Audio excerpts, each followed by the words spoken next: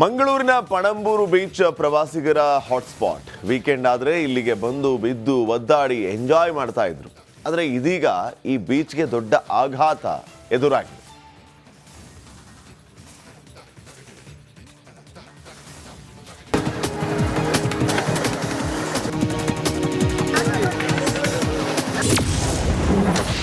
ಸಮುದ್ರ ರಾಜನ ಹವಾ ಬೀಚ್ ಸ್ವಾಹ. ವಿಜ್ಞಾನಿಗಳ ಭವಿಷ್ಯವಾಣಿ ನಿಜವಾಯ್ತಾ?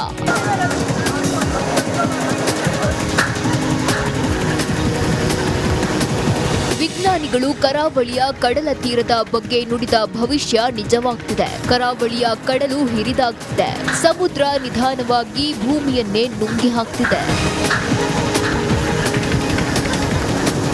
ಇತ್ತೀಚೆಗಷ್ಟೇ ವಿಜ್ಞಾನಿಗಳು ಅಧ್ಯಯನ ನಡೆಸಿ ಕರಾವಳಿಯ ಕಡಲು ಮುಂದಕ್ಕೆ ಬರುತ್ತಿರುವ ಬಗ್ಗೆ ಆತಂಕ ವ್ಯಕ್ತಪಡಿಸಿದ್ರು. ಸದ್ಯ ಅದಕ್ಕೆ ಸಾಕ್ಷಿ ಎಂಬಂತೆ ಮಂಗಳೂರಿನ ಪಣಂಬೂರು ಬೀಚ್ ಕಿರಿದಾಗ್ತಿದೆ.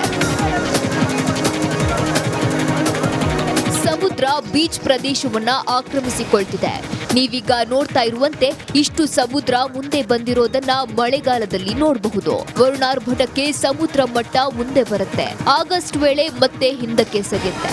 ಆದ್ರೆ ಈ ಬಾರಿ ಸೆಪ್ಟೆಂಬರ್ ಅಂತ್ಯವಾದ್ರೂ ನೀರಿನ ಮಟ್ಟ ಕೆಳಗಿಳಿಯುತ್ತಿಲ್ಲ. ಇದು ಆತಂಕದ ಬೆಳವಣಿಗೆ.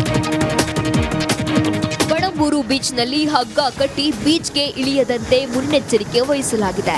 ಮಳೆ ಕಡಿಮೆ ಆಯ್ತು, ಇನ್ನಾದ್ರೂ ಕಡಲ ಹಾಲ್ನೊರೆಯ ಅಲೆಗಳ ಜೊತೆ ಈಜಾಡಿ ಮರಳಲ್ಲಿ ಹೊರಳಾಡಬಹುದು ಅಂತ ಆಸೆ ಇಟ್ಟು ಕಡಲ ಕಿನಾರೆಗೆ ಹೆಜ್ಜೆ ಹಾಕಿದವರಿಗೆ ನಿರಾಸೆ ಆಗ್ತಿದೆ. ನಾನು ಬೆಂಗಳೂರಿಂದ ಬಂದಿದ್ದೀನಿ. ನಾನು ಇಲ್ಲಿ ಬೀಚಲ್ಲಿ ಆಟ ಆಡೋ ಅಂತ ಅಪ್ಪ ಅಮ್ಮಗೆ ತುಂಬ ಹಿಂಸೆ ಕೊಟ್ಟು ಬಂದೆ. ಬಟ್ ಇಲ್ಲಿ ಡೀಪ್ ಇದೆ, ತುಂಬ ಮಳೆ ಬರ್ತಿದೆ ಅಂತ ಯಾರನ್ನೂ ಆಟ ಆಡೋಕ್ಕೆ ಬಿಡ್ತಿಲ್ಲ. ಸೊ ಮಣ್ಣಲ್ಲೇ ಆಟ ಆಡ್ಬಿಟ್ಟೆಲ್ಲ ವಾಪಸ್ ಹೋಗ್ತಾ ಇದ್ದೀವಿ. ನಾವು ಬೆಂಗಳೂರಿಂದ ಕಷ್ಟಪಟ್ಕೊಂಡು ಬಂದ್ವಿ ಇಲ್ಲಿಗೆ. ಬಟ್ ಇಲ್ಲಿ ಏನಕ್ಕೂ ಬಿಡ್ತಾ ಇಲ್ಲ ನಮ್ಗೆ ಆಟ ಆಡೋಕ್ಕೆ. ಫುಲ್ಲು ಡೀಪ್ ಇದೆ, ಸೊ ಆಟ ಆಡೋಕ್ಕೆ ಬಿಡೋಲ್ಲ ನಮ್ಮನ್ನ ಇಲ್ಲಿ ಕಳಿಸು. ಎಲ್ಲರೂ ವಾಪಸ್ ಹೋಗ್ತಾ ಇದೀವಿ ನಾವೀಗ. ನವೆಂಬರ್ ಬಂದ್ರೆ ಪ್ರವಾಸಿಗರ ಸಂಖ್ಯೆ ಹೆಚ್ಚಾಗುತ್ತೆ. ಇನ್ನೆರಡು ತಿಂಗಳಲ್ಲಿ ಸಮುದ್ರ ಹಿಂದಕ್ಕೆ ಸರಿಯೋದೇ ಅನುಮಾನ ಮೂಡಿದೆ. ಈ ಬೆಳವಣಿಗೆ ಆತಂಕ ಮೂಡಿಸಿರೋದಂತೂ ಸತ್ಯ. ಕ್ಯಾಮ್ರಾ ಪರ್ಸನ್ ದಿವಾಕರ್ ಪದ್ಮುಂಜ ಜೊತೆ ದಿನೇಶ್ ಕಾಶಿಪಟ್ನ, ರಿಪಬ್ಲಿಕ್ ಕನ್ನಡ, ಮಂಗಳೂರು.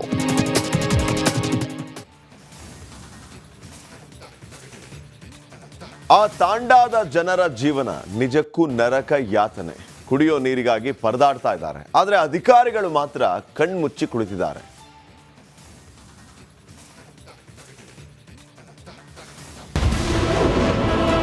ಕುಡಿಯಲು ಯೋಗ್ಯವಲ್ಲದ ನೀರು ಸೇವನೆ. ಈ ತಾಂಡ ಜನರ ಗೋಳು ಕೇಳೋರ್ಯಾರು? ಹೀಗೆ ಕುಡಿಯಲು ಯೋಗ್ಯವಲ್ಲದ ನೀರನ್ನೇ ಕುಡಿತಿರೋ ಬಾಲಕಿ, ಅದೇ ನೀರನ್ನ ತುಂಬಿ ಹೊತ್ತೊಯ್ಯುತ್ತಿರುವ ಮಹಿಳೆಯರು, ಮತ್ತೊಂದೆಡೆ ಕೆಟ್ಟು ನಿಂತಿರುವ ಶುದ್ಧ ಕುಡಿಯುವ ನೀರಿನ ಘಟಕ.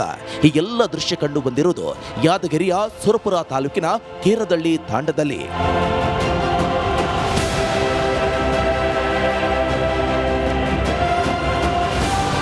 ಇಲ್ಲಿನ ಜನರ ಬದುಕು ನಿಜಕ್ಕೂ ದುರಂತವಾಗಿದೆ. ಈ ಕೇರದಲ್ಲಿ ತಾಂಡದ ಜನರು ನಿತ್ಯ ಕುಡಿಯಲು ಯೋಗ್ಯವಲ್ಲದ ನೀರನ್ನ ಸೇವನೆ ಮಾಡಿ ಆಸ್ಪತ್ರೆ ದಾರಿಯನ್ನ ತುಳಿಯುತ್ತಿದ್ದಾರೆ.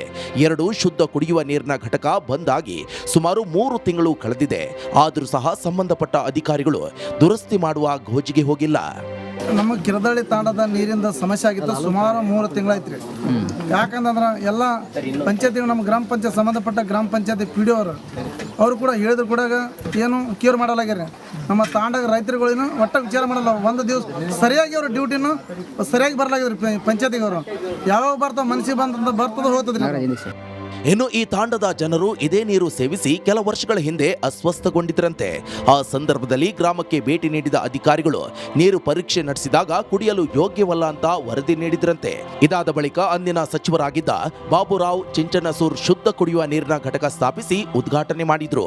ಆದ್ರೀಗ ಇಲ್ಲಿನ ಜನರು ಮತ್ತೆ ಅದೇ ನೀರನ್ನ ಕುಡಿಯುವ ಸ್ಥಿತಿ ಬಂದಿದೆ. ಟ್ಯಾಕಿ ನೀರಿನಿಂದ ಅಡುಗೆ ಮಾಡೋದು ಕುಡಿಯೋದು ಅದೇ ಸರ್.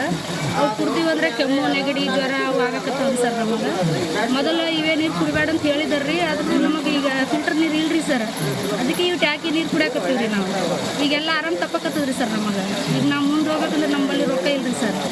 ಅದಕ್ಕೆ ನೀವು ಫಿಲ್ಟರ್ ನೀರು ನಮ್ಮ ವ್ಯವಸ್ಥೆ ಮಾಡ್ಬೇಕ್ರಿ ಸರ್. ನಮಗೆ ಜನರು ಶುದ್ಧ ನೀರಿಲ್ಲದೆ ಕಲುಷಿತ ನೀರನ್ನೇ ಸೇವಿಸಿ ಆಸ್ಪತ್ರೆಯ ಹಾದಿ ಹಿಡಿಯುವಂತಾಗಿದೆ. ಅಧಿಕಾರಿಗಳು ಜನಪ್ರತಿನಿಧಿಗಳ ವಿರುದ್ಧ ಗ್ರಾಮಸ್ಥರು ಆಕ್ರೋಶವನ್ನ ವ್ಯಕ್ತಪಡಿಸಿದ್ದಾರೆ. ಇನ್ನಾದರೂ ಸಂಬಂಧಪಟ್ಟವರು ಎಚ್ಚೆತ್ತುಕೊಳ್ತಾರಾ ಕಾದು ನೋಡಬೇಕಿದೆ. ನಾಗರಾಜ ಮಗದುಮ್ಮ, ರಿಪಬ್ಲಿಕ್ ಕನ್ನಡ, ಯಾದಗಿರಿ.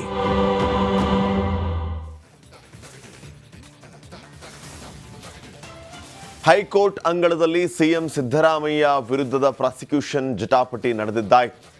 ಜಡ್ಜ್ ತೀರ್ಪನ್ನ ಕಾಯ್ದಿರಿಸಿದ್ದು ಇವತ್ತು ಆ ತೀರ್ಪು ಹೊರಬೀಳಲಿಕ್ಕಿದೆ. ಆ ತೀರ್ಪಿನ ಮೇಲೆ ಎಲ್ಲರ ಕಣ್ಣು ನೆಟ್ಟಿದೆ.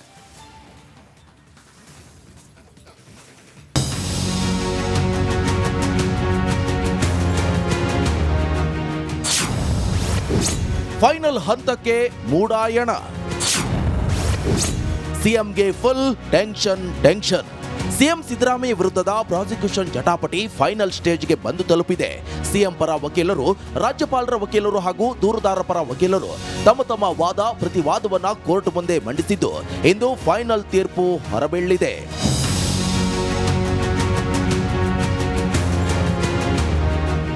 ಸಿಎಂ ಪರ ಅಭಿಷೇಕ್ ಮನು ಸಿಂಘ್ವಿ, ರಾಜ್ಯಪಾಲರ ಪರ ತುಷಾರ್ ಮೆಹ್ತಾ, ದೂರುದಾರರ ಪರ ಹಲವು ವಕೀಲರು ವಾದ ಮಂಡಿಸಿದ್ದಾರೆ. ಅದರ ಮಾಹಿತಿ ನೋಡೋದಾದ್ರೆ, ಅಂತಿಮ ಹಂತಕ್ಕೆ ಮೂಡಾಯಣ. ಹೈಕೋರ್ಟ್ ಅಂಗಳದಲ್ಲಿ ಇಂದೇ ಕ್ಲೈಮ್ಯಾಕ್ಸ್. ಸ್ನೇಹಮಯಿ ಕೃಷ್ಣ ಪರ ವಾದ ಮಂಡಿಸಿದ ವಕೀಲ ರಾಘವನ್ ಸುಮಾರು 2 ಗಂಟೆಗಳ ಕಾಲ ಸುದೀರ್ಘ ವಾದವನ್ನ ಮಂಡಿಸಿದ್ದಾರೆ. ಸಿಎಂ ಪತ್ನಿಗೆ ಬಂದ ಜಮೀನಿನ ಬಗ್ಗೆ ಸವಿಸ್ತಾರವಾಗಿ ಮನವರಿಕೆ ಮಾಡಿದ್ದಾರೆ. ಸಿಎಂ ಇನ್ಸ್ಟಾಲ್ಮೆಂಟ್ ಬಗ್ಗೆ ಹೈಕೋರ್ಟ್ಗೆ ರಾಘವನ್ ಮಾಹಿತಿ ತಿಳಿಸಿದ್ದಾರೆ.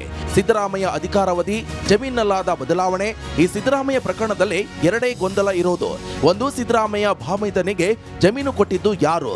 ಸಿದ್ದರಾಮಯ್ಯ ಹೇಳುವಂತೆ ಕೋರ್ಟ್ ನೀಡಿರುವ ದಾಖಲೆಯಂತೆ ಜವರ ಪುತ್ರ ದೇವರಾಜ್ನಿಂದ 3.16 ಗುಂಟೆ ಜಮೀನು ಖರೀದಿಯಾಗಿದೆ. ದೇವರಾಜ್ನಿಂದ ಜಮೀನು ಖರೀದಿಸಿದ ಮಲ್ಲಿಕಾರ್ಜುನ ಸ್ವಾಮಿ. ಅಬ್ರಹಂ ಮತ್ತು ಸ್ನೇಹಮಯಿ ಕೃಷ್ಣ ವಾದ ನಿಂಗ ಎಂಬುವರ ಜಮೀನು. ಜವರ ಎಂಬುವರ ಜಮೀನೇ ಆದ್ರೆ ಸಿದ್ದರಾಮಯ್ಯ ಸೇಫ್ ಆಗ್ತಾರೆ. ಒಂದು ಜಮೀನು ಪಕ್ಕ, ಮೂಡ ಭೂಸ್ವಾಧೀನ ಮಾಡಿದ್ದು ತಪ್ಪು. ದೂರುದಾರರ ವಾದದಂತೆ ನಿಂಗನ ಜಮೀನಾದರೆ ಅದು ಅವ್ಯವಹಾರ. ಸಿದ್ದರಾಮಯ್ಯ ಆಗ ದೂರುದಾರರ ವಾದದಂತೆ ತಪ್ಪಿತಸ್ಥರಾಗ್ತಾರೆ. 14 ನಿವೇಶನ ಪಡೆದಿರುವುದು ಎಲ್ಲವೂ ಸುಳ್ಳು ದಾಖಲೆ ಎಂದಾಗುತ್ತೆ. ಹೀಗೆ ಕೋರ್ಟ್ನಲ್ಲಿ ವಾದ ಪ್ರತಿವಾದ ಮಾಡಿರುವ ಹಿರಿಯ ವಕೀಲರು ತೀರ್ಪಿಗಾಗಿ ಕಾಯುತ್ತಿದ್ದಾರೆ. ಇತ್ತ ಸಿಎಂ ಸಿದ್ದರಾಮಯ್ಯಗೆ ಆತಂಕ ಹೆಚ್ಚಾಗಿದೆ. ಏನಾಗುತ್ತೋ ಏನೋ ಅನ್ನೋ ಟೆನ್ಷನ್ನಲ್ಲಿದ್ದಾರೆ. Bureau report, republic Kannada.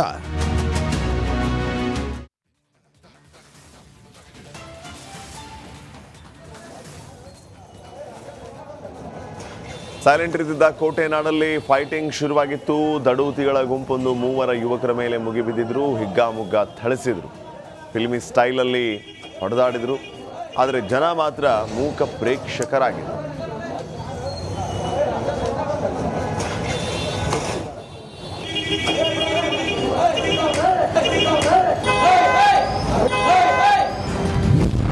ಹಾಡಹಗಲೇ ಯುವಕರ ವಾರ್, 3 ಮೇಲೆ 8 ದಡೂತಿಗಳ ಹಲ್ಲೆ.